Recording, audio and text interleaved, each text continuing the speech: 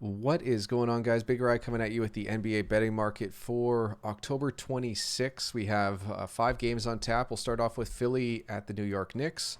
8,612 bets. Knicks open as 1-point favorites. They've been bet up to 2-point favorites here at minus 105. They have received 67% of spread bets and 49% of spread money. So we'll see what that means according to the betting market. So 67% of bets on the home team, 67% or more bets on the home team against the spread has been good for 1.4 units on opening lines and closing lines in a 63-game sample. So very, very small, but, very, very small expected value when the home team has 67% or more spread bets on them. But that's very different than what it says over here at the spread percentage of money. This can change drastically, though, this 51%. So don't make any of these bets now based off this information. We're, I think we're 4.5, just under 4 hours or just over 4 hours away from this game starting as far as me making this video. And these spread percentage of money, really any of these percentages can change drastically closer to tip-off.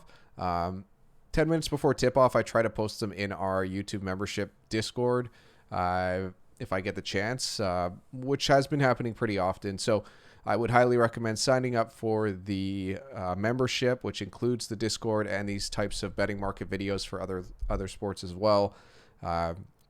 Shameless plug there, but I just want to make sure that you guys aren't making plays right now based off this information because these markets can change drastically. But as of now, just previewing this market, we can see here that anytime the road team has 51% or more of the spread percentage money has been a very, very successful play in a 595 game sample, 58.6 units on opening lines and 45.7 units on closing lines. So it will be interesting to see as we continue doing this market data research as the spread percentage of money gets higher. Where is that kind of sweet spot where you're making, the most ROI? But also, what I do want to mention is that anytime, this is all previous historic data, it also doesn't mean that this is going to continue to be this strong of a play moving forward. Because the books adjust, they find out where are these types of patterns, and then they adjust their lines to make sure that that doesn't happen. And by changing the lines, they can also change the percentage of money on either side and encourage bettors to take, worse opportunities or better opportunities for the books. But historically, over the last at least 595 games, we have about 1,220 game samples. So almost half the games with spread percentage of 51% or greater for the road team, which is the Philadelphia 76ers in this example, has been a very, very strong play. This is one of the strongest market plays I have seen as far as units go and sample sizes. But either way, this could change drastically. This, even as we're recording this might have flipped and it might be 49-51, and we could be getting completely different information. So keep that in mind when watching this video. Onto the OU percentage of bets, 61% of bets on the over, 39% of bets on the under. We can see here it is a negative expected value play on either side, whether it's 61% or more on the over, 39% or less bets on the under. Just not a winning play on either side. Onto the OU percentage money, where we can see 80% or more of the money on the under has been a winning play on the under. 136 games out of 1220 have had this happen, and it's been up 15 and 14 units respectively on opening and closing lines. So a nice indicator there. If you see a lot of percentage money on the under, it's probably an indicator to take the under, at least historically. Onto the percentage of bets on the money line. Philly only 23% of bets as of now, 16% of the money. And we can see here it's actually been a negative expected value plays based off this percentage of bet split between 23 and 77 on the road and home side.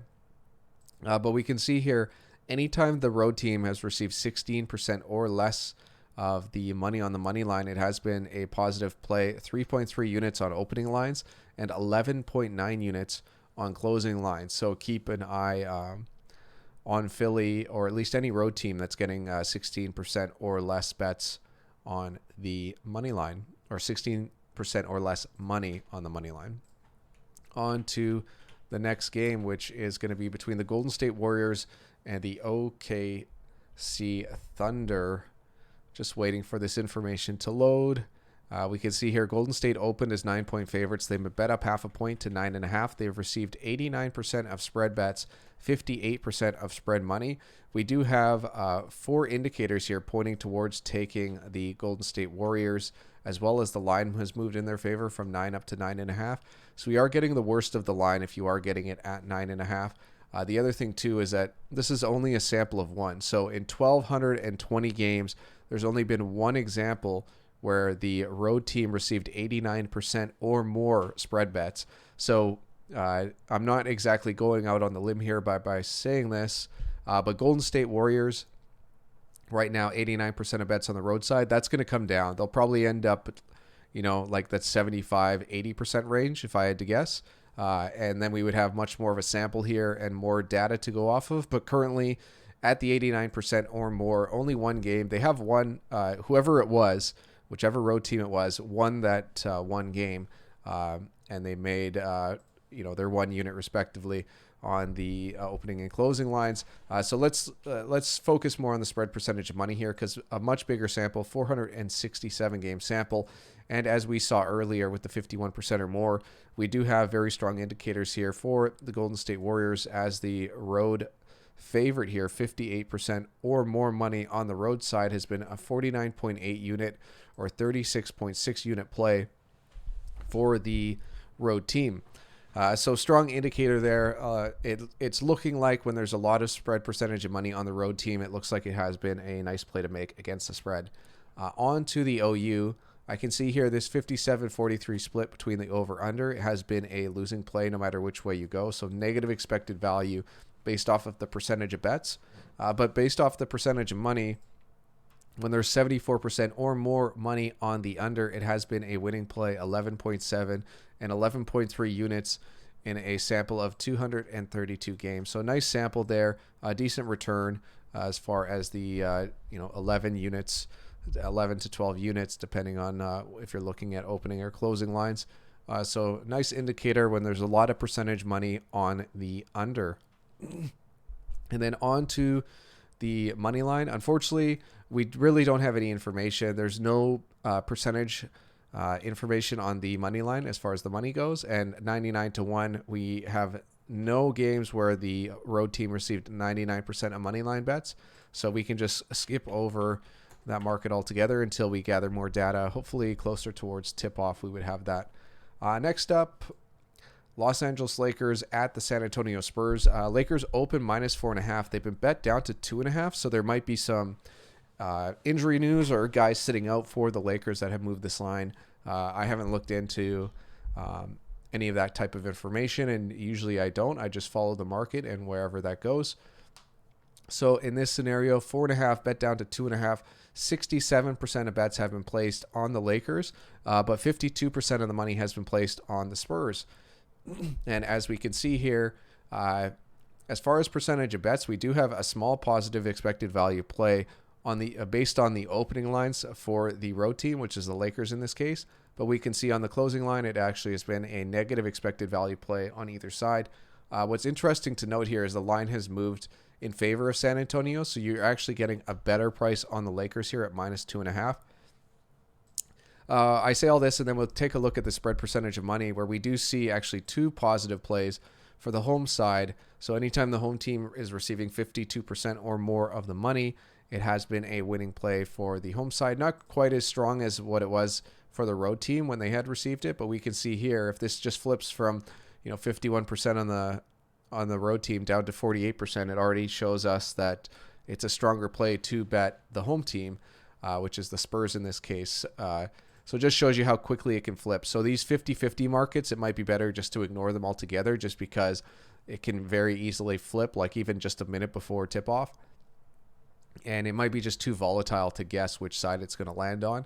And if we're guessing which side it's going to land on as a market indicator, it probably isn't a strong market indicator. On to the OU percentage of bets. This is another one where it's very close to 50, so there's really just not much you can take from it. But in this small sample, we do have one positive expected value play when 51% or more bets are on the under as far as opening lines. But we could see it's actually a losing play here on closing lines going from 84 wins down to 78 in this 160 game sample. Just showing you that a lot of these lines moved where the points came down. In this case, the points have come up, so we're actually getting a better price here on close on the under. But either way, just use this information as you will, and hopefully it can help you guys make better decisions. On to the OU percentage of money, 64% or more money on the under has been an indicator to take the under. So we do have 3 of the 4 indicators pointing towards taking the under. The only thing that scares me is this line has moved up 3 points in favor of the over. So usually that's an indicator that this is pointing towards an overplay as far as how the line moves. And I'm just doing that based off of theory, not based off of any empirical data. So on to, but the only other, the good part about this, and Fat Guy would be quick to mention this, is that we are getting the better price. If you do want to take the under, getting it at 223 is much better than getting it at 220. If I come down to the score distribution, what is it, 220 to 233, we can see here,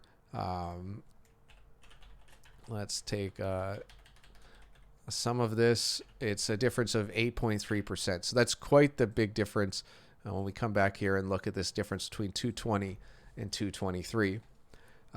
So pretty nice to get the under at 223 compared to 220. And then on to the money line. 77% of bets and 63% of the money is on the Lakers. And we could see here that 2 of the indicators are pointing towards taking the Spurs, or the home team in this case. The home team, which in this case is the Spurs. 23% or less bets on the money line for the home side has been a positive expected value play here. 10.3 units and 12 units respectively on opening and closing lines in a sample of 83 games. Whereas the money line percentage of money, anytime there's 63% or more of the money on the money line on the road team, which is the Lakers in this case, it has been a positive expected value play on opening lines, but it hasn't on closing lines. And what's interesting here is the line has actually moved against the Lakers. So the line right now is actually better than the line that you got it open, which conflicts with how this has been over this 406 game sample. Usually it's the other way, where the road team is getting the line. Usually they open at minus 144 and it's bet up to minus 186. And you could see the difference in wins or units based off of that movement. Either way, just not any super strong indicators pointing towards any of the plays. Maybe the under, but with this being so close, it's something I would shy away from until closer to tip-off, where I will be updating this. I try to update every market just before tip-off to give you guys a better picture in the Discord. So only $5 a month for the YouTube membership. Another shameless plug. On to the second last game of the night, Houston at Dallas. Dallas big favorites, opened as 11-point favorites. They've been bet down to 10.5. They've received 66% of spread bets, but only 38% of the spread money. We can see here not much, negative expected value plays pretty much on either side of the spread based off its 34-66 split between the road and home teams. But we can see a nice indicator here, 62% or more of the money on the road side, which is the Houston Rockets in this case, 46.5 units, 35.1 units on opening and closing lines, respectively. Onto the OU percentage of bets here, 57% of bets on the over. 77% of the money, though, has been placed on the under. We can see here negative expected value play on the OU based off the percentage of bets, but a positive expected value play based off of the OU percentage of money being 77% or greater on the under. So, and another one where the line has moved in favor of the over from 220.5 up to 222.5. So we do have more value here taking the under at 222.5. Unfortunately, the juice at minus 112. It still beats out this win percentage of 54%, but it isn't great. Hopefully this moves down a bit. I don't want to suggest any other information other than take this at whatever you can get it at. It's probably going to be the best line. If you start teasing down half a point or a point, you really need to know what the value is of each point. And unless you start doing that research yourself or using the sheet that I just pulled up, that score distribution difference, I wouldn't recommend changing that. So if you are going to just use this OU percentage of money to make a play on the under, just be careful of what the actual juice is you're getting at. And I always compare it to this win percentage to actually see like where does that fit. Because 112, you guys can see this. So 112 divided by 212 is 52.83%. So it's still technically a positive expected value play based off of this win percentage. But you are losing some value by getting the juice as high as this, as minus 112. On to the money line, 28% of bets on the road Houston Rockets, only 15% of the money on the Rockets. And at plus 471, it's really like a shot in the dark. But as we see here, all four indicators point towards taking the Houston Rockets in this case. So if this was me, I love taking big dogs. And this is one of those scenarios where I would be taking Houston. Are you likely to win? No. Are you likely to make money over the long term betting Houston in a scenario like this? Most likely. So I do think it's a positive expected value play. This is the reason why we do this. You can see, guys, like we've gone over 4 games. I don't think there's been one play where I've been like, oh, you got to make this play. But this is one of those ones where I'm probably going to lose. I'm probably going to go 0-1. This might be my only bet of the day. But it is a positive expected value play, I feel like, to take the Houston Rockets over the long term as plus 471 dogs based off of the percentage of bets and the percentage of money on the money line. So we'll see if this indicator holds true to tip off, because I'm not going to bet this now, but I'm going to wait till tip off. And if this is what the market is at tip off, I would be laying 1 unit, which is 1% of my bankroll, on the Houston Rockets at plus 471. And then on to the final game, Denver at Utah. It's going to take a moment just to load all this data in. I can already see a strong indicator play on percentage of bets, but that also is because it's 51% of bets. But 51% or more bets on the road side, which is the Denver Nuggets in this case. 36 units on opening lines, 30 units on closing lines. We can see as far as spread percentage of money, only 19% of the money is on Denver early on.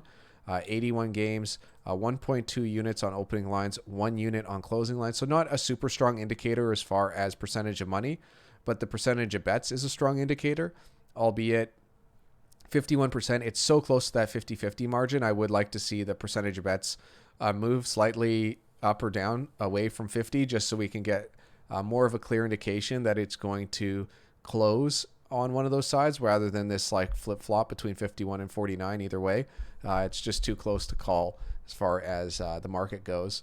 Onto the OU percentage of bets, 44% of bets on the over. We have 3 negative indicators here, 1 positive expected value play on closing lines. And we can see here, this is one of those indicators or one of those scenarios where the line has moved down, or the OU has moved down half a point. So getting the over at 218.5 is one of those scenarios where if this finishes at 219, we would have had a push on the open, but a win on the close. So do with it what you want. The other indicators down here, OU percentage of money, is actually pointing towards an overplay as well. So we do have technically 3 plays pushing towards an over. This might be one of those ones I consider taking the over just based off of this line moving down, us getting a better price, plus having really 3 indicators showing positive expected value and really 1 indicator showing very small, almost break even, slightly negative expected value here at minus 1.5 units. But this OU, I rarely bet OUs, but this is one of those scenarios where it might be a play with the OU percentage of bets being low on the over, but the percentage of money being high on the over. And then unfortunately down here for money line, we don't have any scenarios where the home or the road team has 3% or less of bets on the money line. And we don't have any information here on the money line percentage. So just unfortunately for us, we don't have any information on that. But it's going to be another 20-minute video. Thanks for watching, guys. If you watched it all the way to the end and you found this interesting, please consider joining the Fat Guy Nice YouTube membership. There's going to be a link down in the description. It's $5 a month, and we try to go through this betting market data closer to tip-off or puck drop or kickoff in the NFL and pass this along to you guys. And hopefully it can help you guys make smarter decisions, and hopefully all this research that we're doing can come in handy in some way. Also in the Discord, you guys get to chat with us and other sharp bettors and see where people are leaning as far as their plays go, or what research they're finding, and what are indicators that have helped us make smarter decisions and be better bettors, and essentially just not losing as much as you would normally. Thanks, guys, for watching. Hopefully you enjoyed this video, and good luck for your NBA plays October 26, 2021.